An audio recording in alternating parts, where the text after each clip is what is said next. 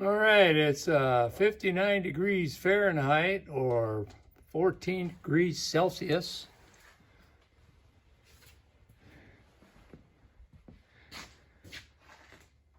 Gorgeous fall day outside.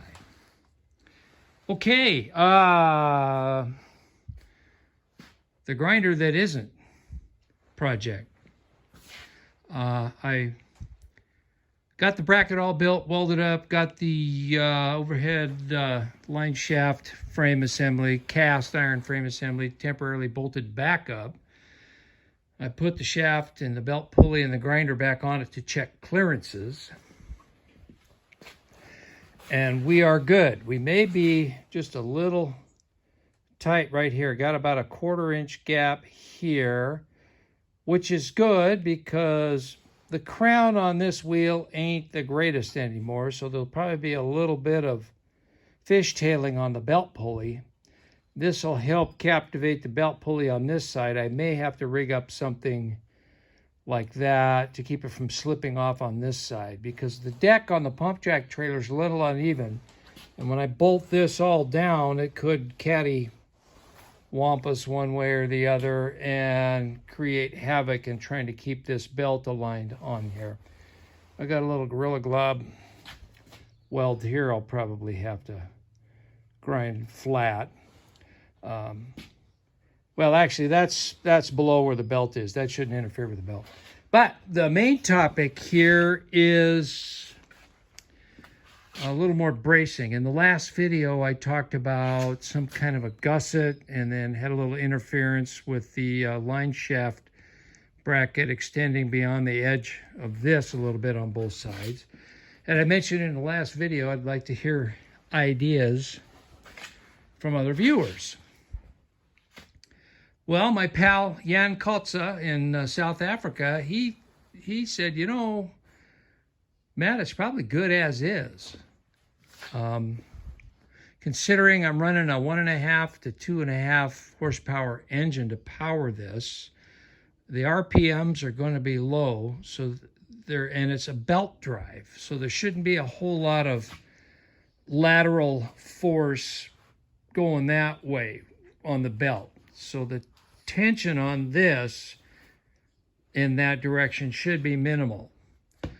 And and he suggested if I did want to put an additional support on there to let me get some light on this subject here.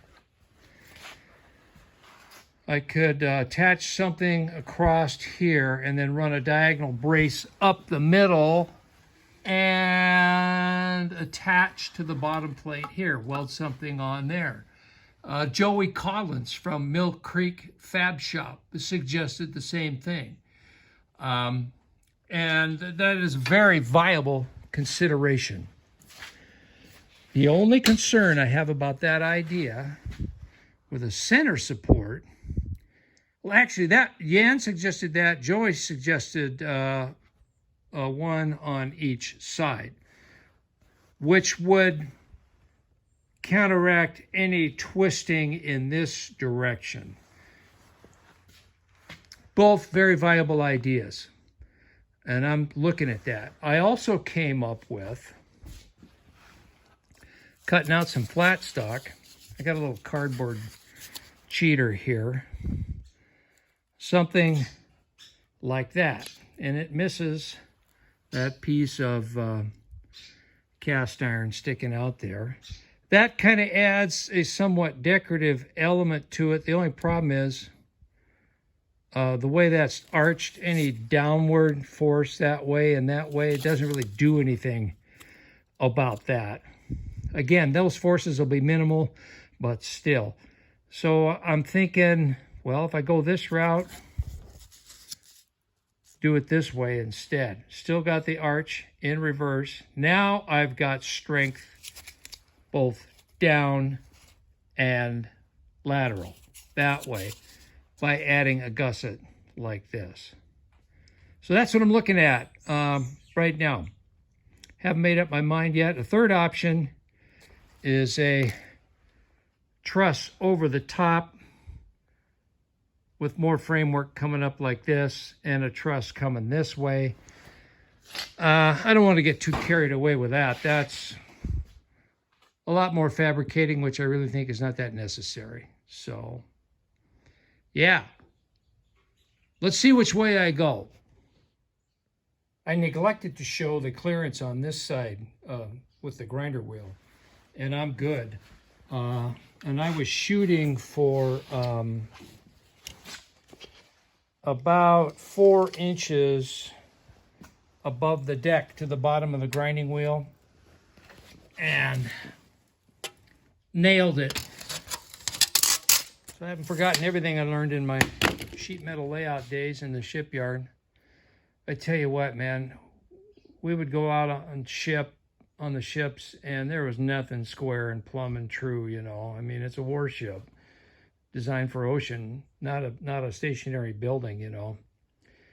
And we would make protective covers for critical equipment and just, you know, ventilation, the whole 9 yards. And man, measuring and trying to take into account every possible facet of interference. I mean, it was a very challenging job, which I loved.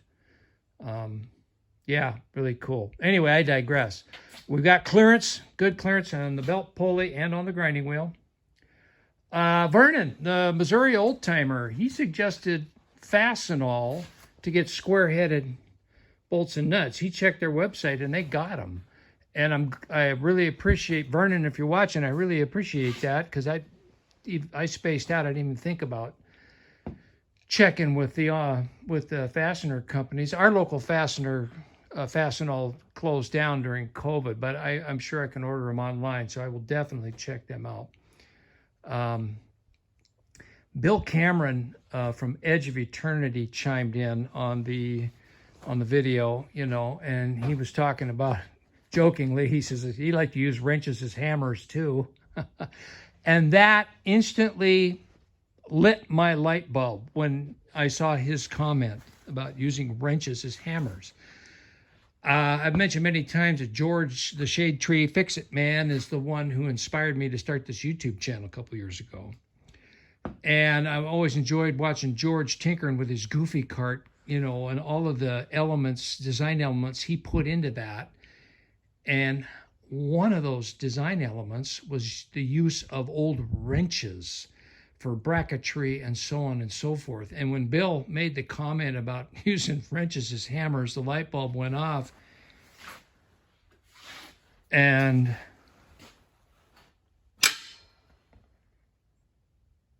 that is what I'm going to do. I need to heat these ends up a little bit and straighten them, because they're not perfectly flush, as you can see, but that's no big deal. I got a torch, and I will weld those on, and I happen to have 2 of that very same wrench. You know, Nancy and I are big garage sale, estate sale, auction junkies, you know, and we're always looking for, you know, treasures, things we can use creatively. You know, Nancy's got such an abstract eye. She can look at something and then come up with a totally off-the-wall and gorgeous decorative element use for it. She's much brighter than me in that regard. These are actual Ford wrenches, you antique Ford aficionados. I got a cousin who's got a gorgeous Model A he restored. Anyway, left hand and right hand. Look at that. Come on, focus. Anyway, he'd probably kill me if I use those Ford wrenches on this, but oh well, they're my wrenches. I want to thank everybody that contributed in the comments to ideas. They're all great ideas. And, you know, Bill, you gave me an oddball inspiration with an offhand comment, and it's going to work. So that's what I'm going to do. Yeah.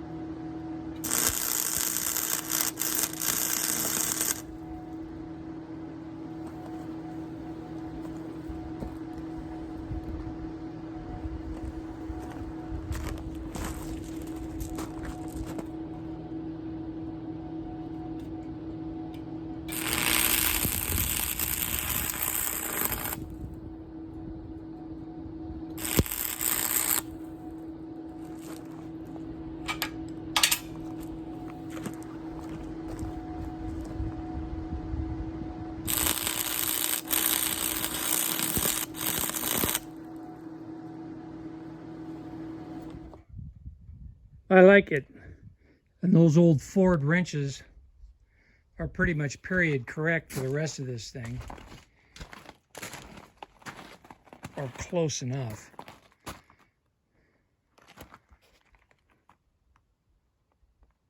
Yeah. All right. I solved a couple of problems. Downward force and lateral force are now braced in both those directions. And I got a, still hot.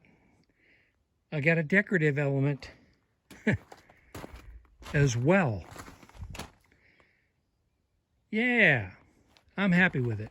I want to thank everybody that contributed ideas. Jan Kotza, Joey Collins, Bill Cameron, indirectly, George Donner, the Shade Tree Fix-It Man, and Vernon, the Missouri Old Timer. And if I missed anybody, I apologize. But I want to thank you guys for chipping in your ideas and giving me some inspiration. It turned out it took a little different direction, but the result is very satisfying, at least for me, you know, turning scrap and junk into something functional. Okay, so the next segment, this will get all cleaned up, painted, and I'm going to try and incorporate mounting it on the pump jack trailer with a visit to my buddy Jim, who's got all the belting and belt lacing to belt the grinder up to the jack shaft on the pump jack trailer. So be looking for that one. Thanksgiving in the U.S. is coming up next week. So 2022. So it'll probably be after that. But that'll be the next segment. And then the final segment in this whole pump jack trailer saga will be finishing up the plumbing on the pig. And then we will put the pump jack trailer to rest for a while and move on to something else. So thanks for watching, everybody. Welcome to my new subscribers. Got a few more. I'm glad you're here. Hope you enjoy the content. And as always, to my existing subscribers, thanks for hanging around. And I certainly want to thank you for all your contributions. And, and I forgot Ed Goslin, too. Goslin Farms. He always likes to chip in, and he always has some sage advice and knowledge based on all his decades of farming experience and working with old machinery. Thanks, everybody. We'll see you on the next one. Bye for now.